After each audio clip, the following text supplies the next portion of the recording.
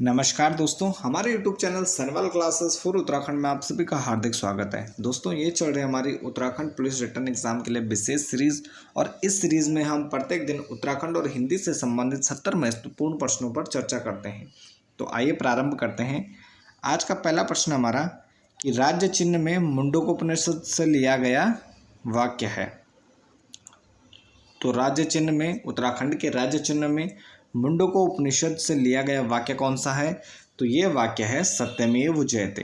क्या है? सत्यमेव जयते, और ये संस्कृत भाषा में है। तो सत्यमेव जयते वाक्य लिया गया है मुंडकोपनिषद से और ये हमारे उत्तराखंड के राज्य चिन्ह में शामिल किया गया है। अगला प्रश्न है कि राज्य चिन्ह में जलधाराएं राज्य की किन नदियों को दर्शाती हैं?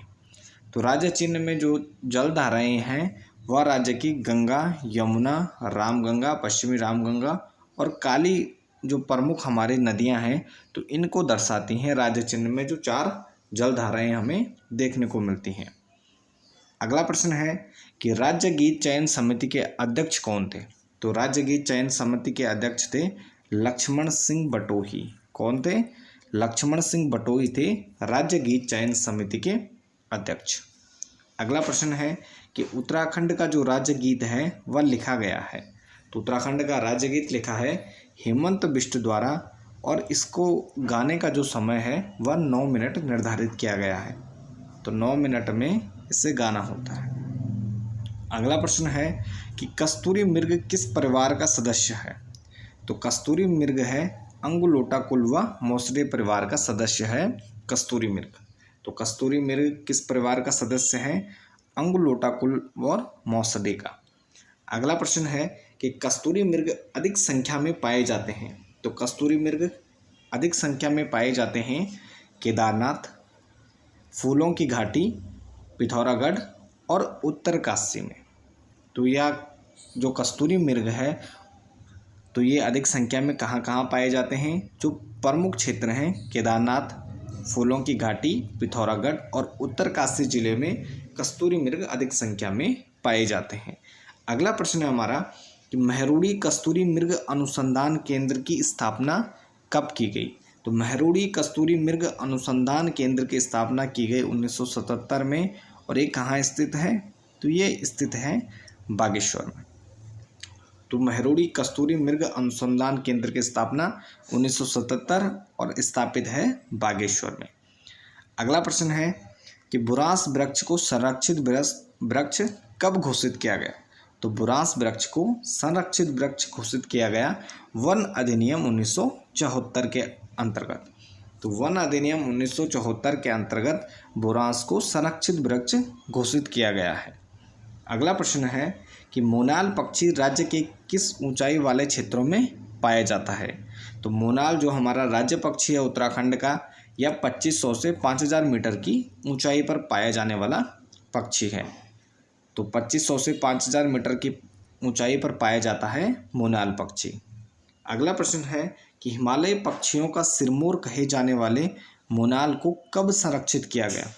तो हिमालय पक्षियों का सिरमौर कहे जाने वाले मोनाल पक्षी को संरक्षित किया गया वन जीव संरक्षण अधिनियम 1972 के अंतर्गत। तो वन्य जीव संरक्षण 1972 के अंतर्गत मोनाल पक्षी को क्या किया गया? संरक्षित किया गया। अगला प्रश्न है कि कॉमन पीकॉक का जीवन काल होता है। तो कॉमन पीकॉक का जीवन काल कितना होता है? तो कॉमन पीकॉक तितली है या राज्य तितली से घोषित किया गया है और 30 से 35 दिन सामान्यतः इसका क्या होता है?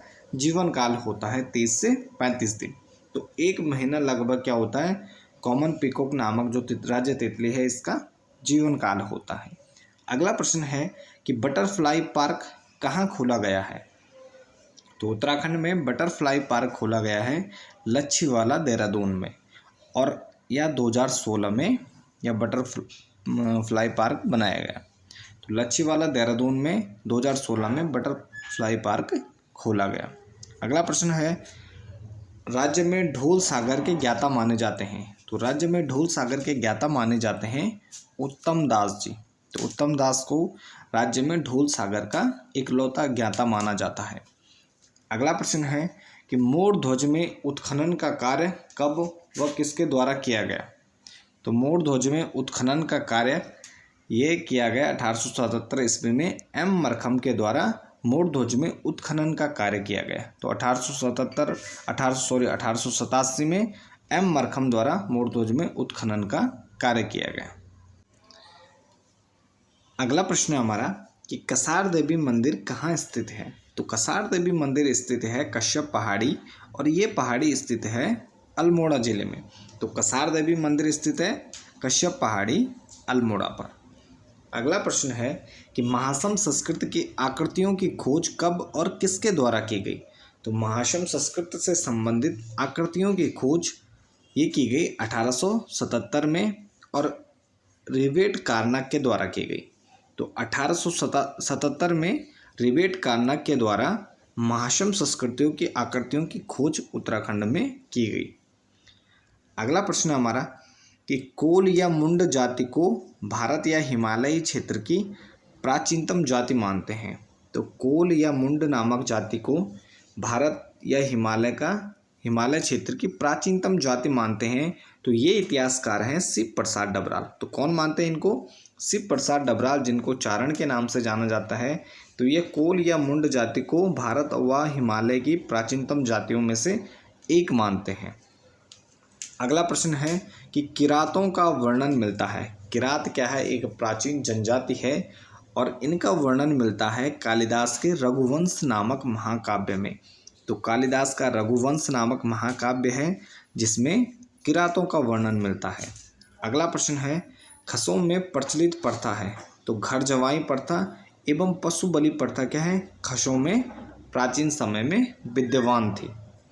अगला प्रश्न है कि भोटांतिकों की उपजातियां हैं। तो भोटांतिकों की प्रमुख उपजातियां कौन कौन सी हैं?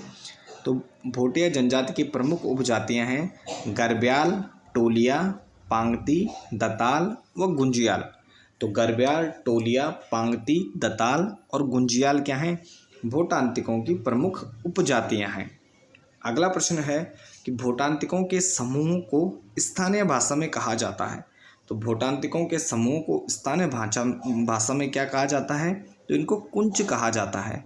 तो भोटांतिकों के समूह को स्थानीय भाषा में कुंच के नाम से जाना जाता है। अगला प्रश्न है कि प्रागैतिहासिक काल के शैलचित्र हमें प्राप्त होते हैं।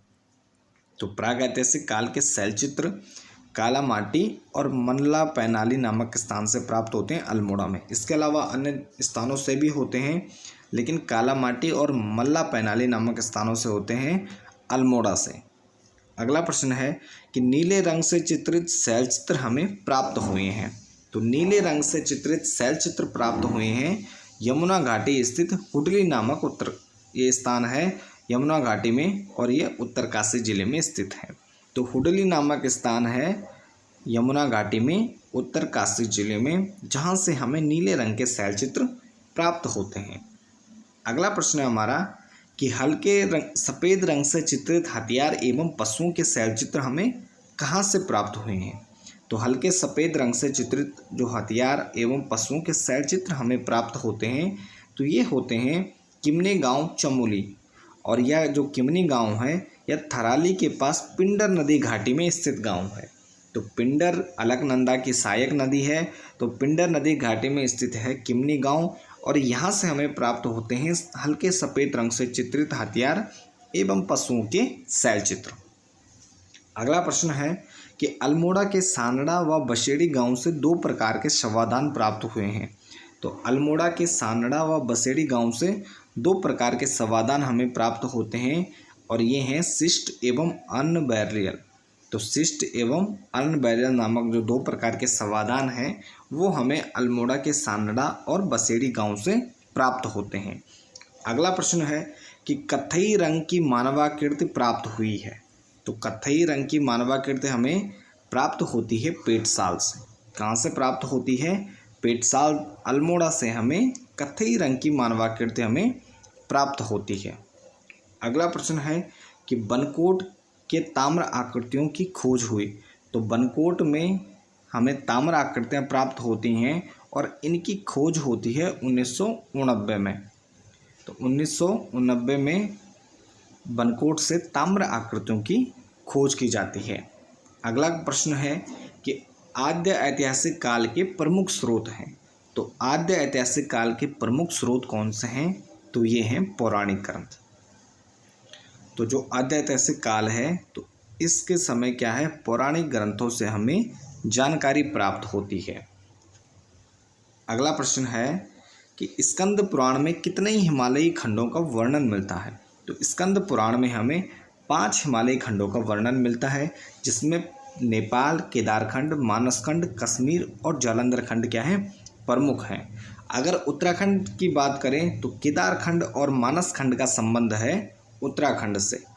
तो केदारखंड कहा जाता था गढ़वाल क्षेत्र को और मानसखंड कहा जाता था कुमाऊं क्षेत्र को। तो स्कंद पुराण में केदारखंड और मानसखंड का वर्णन है, तो यानी हमारे संपूर्ण उत्तराखंड का वर्णन है स्कंद पुराण में। और इसमें हिमालय खंड को, जो संपूर्ण हिमालय भाग है, इसको 5 भागों में बांटा गया है। अगला प्रश्न है केदारखंड व मानसखंड की सीमाओं का विभाजन करता है। तो केदारखंड और मानसखंड की सीमाओं का विभाजन ये करता है बदान क्षेत्र में स्थित बौद्धांचल पर्वत या नंदा देवी पर्वत।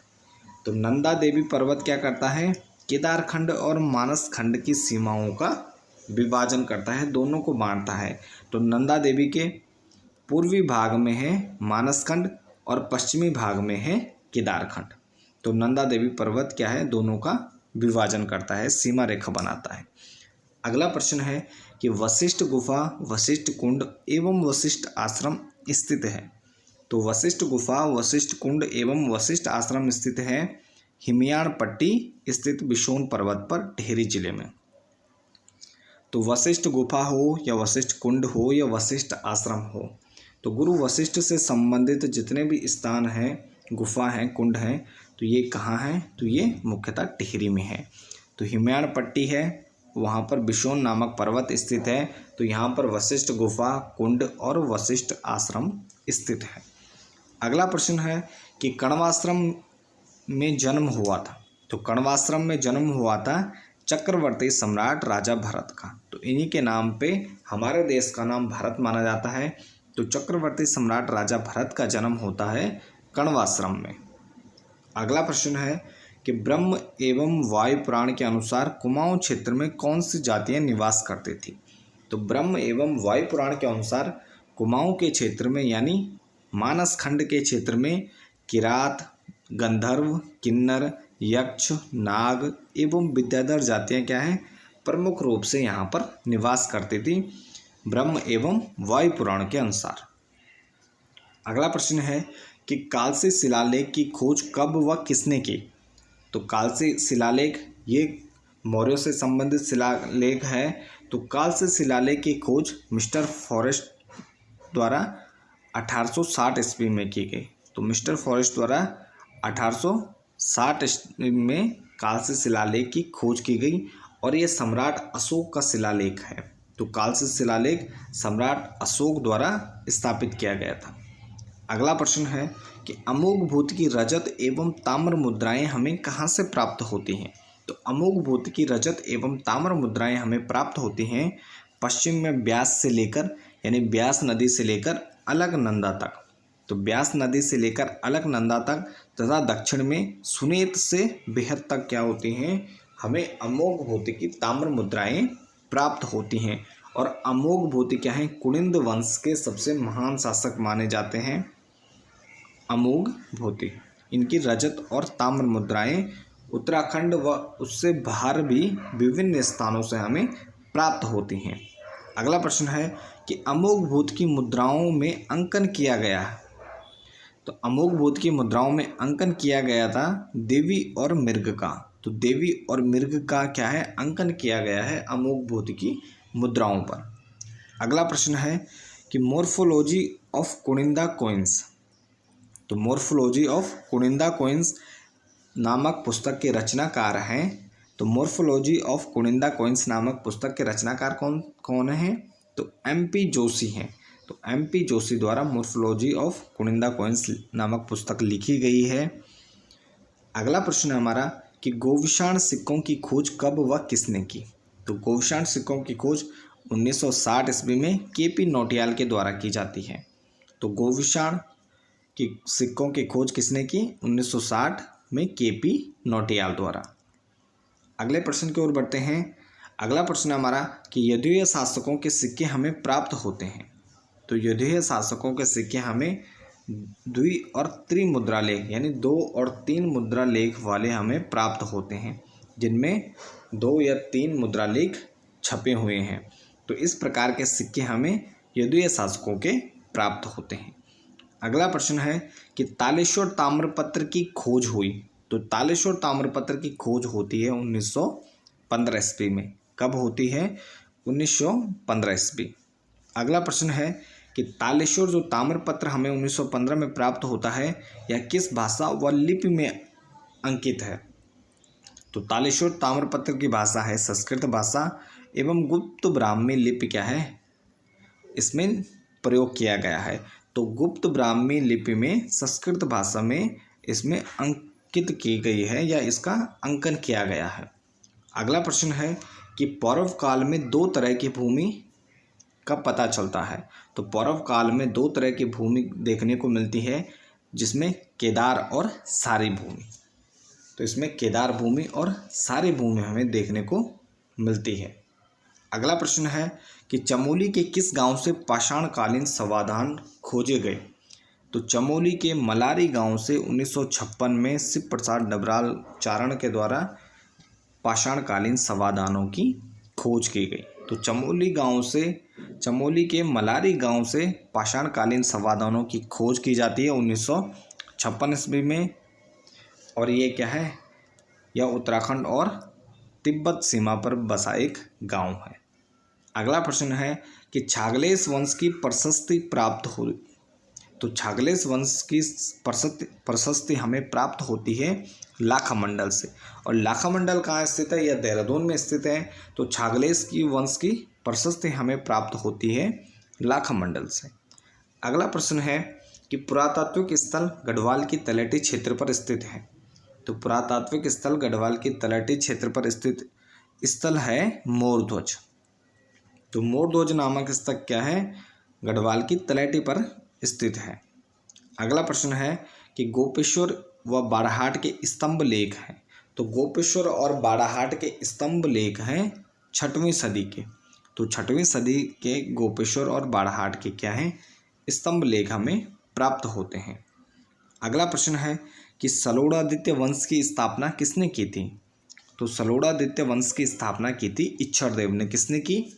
इच्छरदेव के द्वारा सलोड़ादित्य वंश की स्थापना की जाती है। अगला प्रश्न है कि वैदिक काल में उत्तराखंड में किस जन का शासक था? तो वैदिक काल में उत्तराखंड में त्रिजत्सु जन का क्या था? शासक था। तो त्रिजत्सु जन का क्या है? यहाँ पर शासन रहता है उत्तराखंड में। अगला प्रश्न है कि केदारखंड में ललितादित्य मुक्तापीड़ के आक्रमण की जानकारी हमें कहाँ से प्राप्त होती है? तो केदारखंड में ललितादित्य मुक्तापीड़ के आक्रमण की जानकारी हमें प्राप्त होती है राज तरंगिणी नामक पुस्तक से। तो पाणिनि की राज तरंगिणी नामक पुस्तक से हमें केदारखंड में ललितादित्य मुक्तापीड़ के आक्रमण की जानकारी हमें प्राप्त होती है। अगला प्रश्न है और उत्तराखंड का अंतिम प्रश्न है कि कार्तिकेयपुर में अंतिम कत्यूरी शासक कौन था? तो कार्तिकेयपुर में अंतिम कत्यूरी शासक था सुभिक्ष राजदेव। कौन था? सुभिक्ष राजदेव क्या है? अंतिम कत्यूरी शासक माने जाते हैं। और इसके बाद फिर राजधानी स्थानांतरित की जाती है कुमाऊं यानी कत्यूर घाटी में। तो कत्यूर घाटी में राजधानी स्थानांतरित होने से पहले अंतिम शासक माने जाते हैं सुभिक्ष राजदेव। इसके बाद हिंदी के 20 महत्वपूर्ण प्रश्न हैं। पहला प्रश्न हमारा कगार की आग नामक पुस्तक के लेखक हैं। तो कगार की आग नामक पुस्तक के लेखक कौन हैं? तो ये हैं हिमांशु जोशी। तो हिमांशु जोशी के द्वारा कगार की आग नामक पुस्तक लिखी गई है।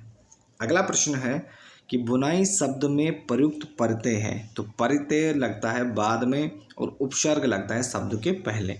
तो बुनाई शब्द में प्रत्यय है आई। तो बुनाई शब्द में प्रत्यय क्या है? आई प्रत्यय है। अगला प्रश्न है हमारा समाचार या पत्रकारिता का मूल तत्व क्या है? तो समाचार या पत्रकारिता का जो मूल तत्व है वह है जिज्ञासा। क्या है? जिज्ञासा। तो समाचार या पत्रकारिता का मूल तत्व माना जाता है जिज्ञासा को। अगला प्रश्न है कि अन्वेषण के पर्यायवाची हैं। तो अन्वेषण के पर्यायवाची हैं शोध या अनुसंधान। क्या है? अन्वेषण के पर्यायवाची शब्द हैं। अगला प्रश्न है लोकैषणा में संधि है। तो लोकैषणा में संधि कौन सी हो जाएगी? लोक धन ऐषणा। तो लोक धन ऐषणा में संधि हो जाएगी बिर्ध संधि। और जिसमें दो मात्राएं लगी होती हैं तो उसमें बिर्ध संधि आती है। तो इसमें औधन ए, तो ये क्या हो जाएगा? तो ये हो जाएगा ए। तो ए क्या होता है? ये बिर्ध संधि में आता है।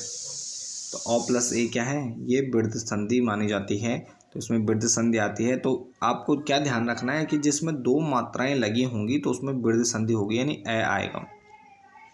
अगला प्रश्न है कि बर्फी किस भाषा का शब्द है? तो बर्फी शब्द है अरबी भाषा का। तो बर्फी किस भाषा का शब्द है? तो ये अरबी भाषा का शब्द है बर्फी। अगला प्रश्न है सत्य बोलो परंतु कटु सत्य ना बोलो किस प्रकार का वाक्य है? सत्य बोलो परंतु कटु सत्य ना बोलो, तो ये वाक्य है संयुक्त वाक्य। तो इसमें क्या जुड़ रहा है? परंतु से दोनों क्या है? ये वाक्य जुड़ रहे हैं। तो इस प्रकार के वाक्य क्या कहे जाते हैं? तो ये संयुक्त वाक्य कहे जाते हैं। अगला प्रश्न है कि सरकारी या शासकीय पत्र के अधोलेख में लिखा जाता है। तो सरकारी या शासकीय पत्र के अधोलेख में क्या लिखा जाता है? तो इसमें भवदीय लिखा जाता। क्या लिखा जाता है? भवदीय। अगला प्रश्न है कि मैं जानता हूँ कि वह बहुत ईमानदार है। तो वाक्य में कौन सा उपवाक्य है? तो मैं जानता हूँ कि वह बहुत ईमानदार है, तो इसमें कौन सा उपवाक्य है? तो इसमें मैं जानता हूँ, तो इसमें क्या हो जाएगा? संज्ञा उपवाक्य। तो इसमें क्या हो जाएगा? संज्ञा उपवाक्य। अगला प्रश्न है कि दाता का विलोम शब्द है। तो दाता का विलोम शब्द क्या है? सूम। तो दाता का विलोम शब्द क्या है? सूम विलोम शब्द है। अगला प्रश्न है कि दरवाजे पर कोई आया है, वाक्य में कोई किस सर्वनाम का उदाहरण है? दरवाजे पर कोई आया है, तो इसमें कोई किस सर्वनाम का उदाहरण है? तो इसमें क्या है? अनिश्चयवाचक सर्वनाम है। पता नहीं चल रहा है कौन आया है, तो इसमें क्या हो जाएगा? अनिश्चयवाचक सर्वनाम आएगा। अगला प्रश्न है कि लंबोदर कौन सा शब्द है? तो लंबोदर क्या हो जाएगा? एक योग रूढ़ शब्द हो जाएगा, विशिष्ट अर्थ के लिए प्रयुक्त हो रहा है, यौगिक शब्द भी है, इसका सार्थक अर्थ भी है। तो ये क्या हो जाएगा? रूढ़ शब्द, योग रूढ़ शब्द हो जाएगा। अगला प्रश्न है कि क्रिया के मूल रूप को क्या कहा जाता है? तो क्रिया के मूल रूप को कहा जाता है धातु। अगला प्रश्न है गांव वर्ण का उच्चारण स्थान है। तो गांव वर्ण का उच्चारण क्या हो जाएगा? जैसे कवर्ग है, तो कवर्ग क्या होता है? तो कवर्ग का होता है कंठ। तो इसका क्या हो जाएगा? उच्चारण स्थान, तो इसका कंठ हो जाएगा, इसका मूर्धन्य नहीं होगा। इसका गवर्ग का क्या हो जाएगा? कंठ हो जाएगा। अरे सॉरी, अच्छा ये डा है, तो डा का उच्चारण स्थान क्या होता है? तो डा का उच्चारण स्थान यानी जो टवर्ग है, तो इसका उच्चारण स्थान क्या हो जाएगा? मूर्धन्य हो जाएगा। और अगर गांव होता तो इसका उच्चारण स्थान कंठ हो जाता। तो गा का उच्चारण स्थान हो जाएगा मूर्धन्य, यानी टवर्ग में जो जितने भी वो वर्ण आते हैं तो उनका मूर्धन्य हो जाएगा। अगला प्रश्न है कि हिंदी गद्य का सर्वप्रथम युग किसे माना जाता है? तो हिंदी गद्य का सर्वप्रथम युग माना जाता है भारतेंदु युग। कौन सा माना जाता है? भारतेंदु युग माना जाता है हिंदी गद्य का सर्वप्रथम युग।